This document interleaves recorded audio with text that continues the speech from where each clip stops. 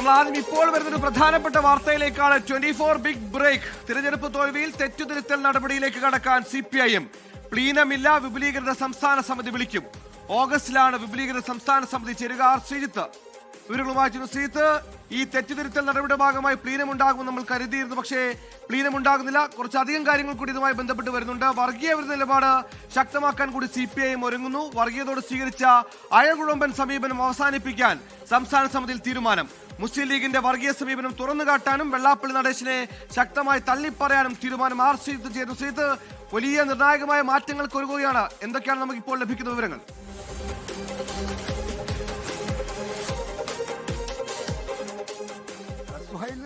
നിയമസഭാ തെരഞ്ഞെടുപ്പിലെ കനത്ത തോൽവിയുടെ അടിസ്ഥാനത്തിൽ ഏരിയ തലം വരെയുള്ള ചർച്ചകൾ ക്രോഡീകരിച്ചുകൊണ്ടുള്ള റിപ്പോർട്ടാണ് CPIMന്റെ സംസ്ഥാന സെക്രട്ടേറിയറ്റ് ഇന്നലെയും ഇന്നുമായി നടന്ന സംസ്ഥാന സമിതിയിൽ അവതരിപ്പിച്ചത്. ഈ റിപ്പോർട്ടിന്മേൽ നടന്ന പൊതുചർച്ചയിൽ നിരവധി കാര്യങ്ങളിൽ രൂക്ഷമായ ചർച്ചകൾ നടന്നു, വിമർശനങ്ങൾ നടന്നു. അതിലേറ്റവും പ്രധാനപ്പെട്ടത് CPIM കഴിഞ്ഞ കാലത്ത് വർഗീയതയുമായി ബന്ധപ്പെട്ട് സ്വീകരിച്ച സമീപനങ്ങളിലെ പോരായ്മകളായിരുന്നു. വെള്ളാപ്പള്ളി നടേശന്റെ വർഗീയ പരാമർശങ്ങളെ ചോദ്യം ചെയ്യാനോ അതിനെ തള്ളിപ്പറയാനോ CPIM തയ്യാറാകാത്തത് തെരഞ്ഞെടുപ്പ് തോൽവിയിൽ വലിയ പങ്കുവഹിച്ചുവെന്നാണ് ഈ താഴെത്തട്ട് മുതൽ ഉയർന്ന പ്രധാനപ്പെട്ട വിമർശനം. ന്യൂനപക്ഷങ്ങളിൽ ഒരു വിഭാഗം പാർട്ടിക്ക് അനുകൂലമായി നിന്നവർ അവർ പാടെ പാർട്ടിയെ പിന്തള്ളി UDFന് വോട്ട് ചെയ്യുന്ന ഒരു രീതിയിലേക്ക് വന്നു. അതിൻ്റെ പ്രധാനപ്പെട്ട കാരണം വെള്ളാപ്പള്ളിയുമായി ബന്ധപ്പെട്ട് സ്വീകരിച്ച സമീപനങ്ങളിലെ പോരായ്മയാണ്. അതുകൊണ്ട് എല്ലാത്തരം വർഗീയതകളെയും ശക്തമായി എതിർക്കുന്ന പാർട്ടിയുടെ പഴയകാല ശൈലിയിലേക്ക് തന്നെ തിരിച്ചു പോകണം, രാഷ്ട്രീയ സമീപനത്തിലേക്ക് തിരിച്ചു പോകണം എന്നതാണ് തെരഞ്ഞെടുപ്പ് അവലോകന റിപ്പോർട്ട് ചർച്ച ചെയ്ത് അംഗീകരിക്കുമ്പോൾ CPIMന് സംസ്ഥാന സമിതി എത്തിച്ചേർന്നിരിക്കുന്ന ഏറ്റവും പ്രധാനപ്പെട്ട തീരുമാനം.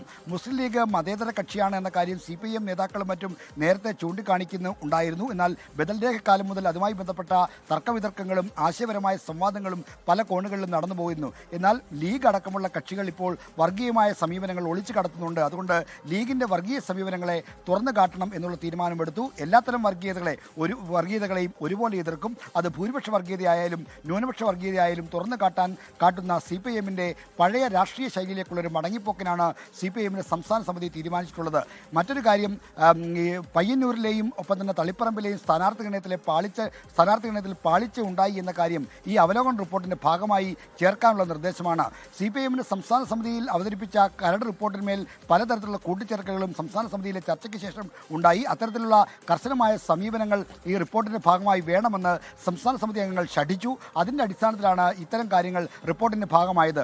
പയ്യന്നൂരിൽ PK ശ്യാമളയെ സ്ഥാനാർത്ഥിയായി മത്സരിപ്പിച്ച തീരുമാനം തെറ്റി എന്ന കാര്യം CPIM ഈ അവലോകന റിപ്പോർട്ടിൽ തുറന്ന് സമ്മതിക്കുകയാണ്. അവിടെ സ്ഥാനാർത്ഥി നിർണയത്തിലെ പാളിച്ചയാണ് വമ്പൻ പരാജയത്തിന് ഇടയാക്കിയത്. നേരത്തെ CPIM പറഞ്ഞിരുന്ന ഒഴിവഴിവുകൾ എല്ലാ കാലവും ജയിക്കുന്ന മണ്ഡലമൊന്നുമല്ല തളിപ്പറമ്പ് എന്ന തരത്തിലുള്ള ചില തൊഴിൽന്യായങ്ങളാണ് തെരഞ്ഞെടുപ്പിലെ തോൽവിക്ക് ശേഷം CPIMന്റെ സംസ്ഥാന സെക്രട്ടറി MV ഗോവിന്ദനടക്കം പറഞ്ഞിരിക്കുന്നത്. അത്തരത്തിലുള്ള തൊഴിൽന്യായങ്ങളെയെല്ലാം CPIM സംസ്ഥാന സമിതി തള്ളിക്കളഞ്ഞിരിക്കുന്നു. ഈ ചർച്ചയിൽ അവർ ചൂണ്ടിക്കാണിച്ച വിവരം സ്ഥാനാർത്ഥി നിർണയം പാളി എന്ന കാര്യം തുറന്ന് സമ്മതിക്കണമെന്നാണ്. തൊട്ടടുത്ത മണ്ഡലമായ പയ്യന്നൂരിലും സ്ഥാനാർത്ഥി നിർണയം പാളി എന്ന കാര്യം CPIM ഈ റിപ്പോർട്ടിൽ ഉൾപ്പെടുത്തിയിരിക്കുന്നു.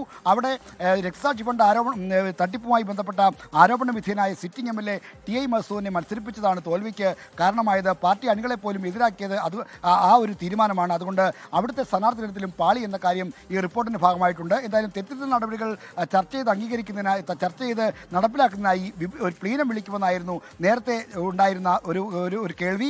CPIMന്റെ കേന്ദ്ര കമ്മിറ്റിയിലും പ്ലീനം വിളിക്കണമെന്ന ആവശ്യം ഉയർന്നു. ബംഗാൾ ഘടകം പ്ലീനം വിളിക്കാനുള്ള തീരുമാനമെടുക്കുകയും ചെയ്തു, അത് പ്രഖ്യാപിക്കുകയും ചെയ്തിട്ടുണ്ട്. എന്നാൽ കേരളത്തിൽ പ്ലീനമല്ല, മറിച്ച് വിപുലീകൃത സംസ്ഥാന കമ്മിറ്റി, എക്സ്റ്റൻഡഡ് സ്റ്റേറ്റ് കമ്മിറ്റി എന്ന നിലയിലാണ് ആ ഒരു തീരുമാനം ഇപ്പോൾ കൈക്കൊണ്ടിരിക്കുന്നത്. ഓഗസ്റ്റിലായിരിക്കും ഈ എക്സ്റ്റൻഡഡ് സ്റ്റേറ്റ് കമ്മിറ്റി ചേരുക. അതിൻ്റെ വേദി എവിടെയാണെന്ന കാര്യം തീരുമാനിച്ചിട്ടില്ല. മിക്കവാറും തിരുവനന്തപുരത്ത് EMS അക്കാദമിയിൽ തന്നെ ആ ഒരു വിപുലീകൃത സ്റ്റേറ്റ് കമ്മിറ്റി ചേരാനുള്ള സാധ്യതയുണ്ട്. പാർട്ടി ഇത്തരത്തിൽ പ്രതിസന്ധികൾ നേരിടുന്ന ഘട്ടത്തിലൊക്കെ പാർട്ടിയുടെ നിലപാടുകളും മറ്റും ചർച്ച ചെയ്ത് തീരുമാനിക്കുന്നതിനും അതിന് പുതിയൊരു ഊർജ്ജം നൽകുന്നതിനുമായി വിപുലീകൃതമായ സംസ്ഥാന കമ്മിറ്റികളും കേന്ദ്ര കമ്മിറ്റിയൊക്കെ വിളിച്ച ചരിത്രമുണ്ട്. 2011 സമാനമായി വിജയവാഡയിൽ CPIMന്റെ കേന്ദ്ര കമ്മിറ്റിയുടെ വിപുലീകൃത കമ്മിറ്റി വിളിച്ചു ചേർത്തിരുന്നു. അതിന് സമാനമായ ഒരു തീരുമാനമാണ് ഇപ്പോൾ സ്റ്റേറ്റ് കമ്മിറ്റി അടിസ്ഥാനത്തിൽ സംസ്ഥാന തലത്തിൽ വന്നിരിക്കുന്നത്. എന്തായാലും വലിയ തിരുത്തൽ നടപടിയിലേക്ക് CPIM പോവുകയാണ്.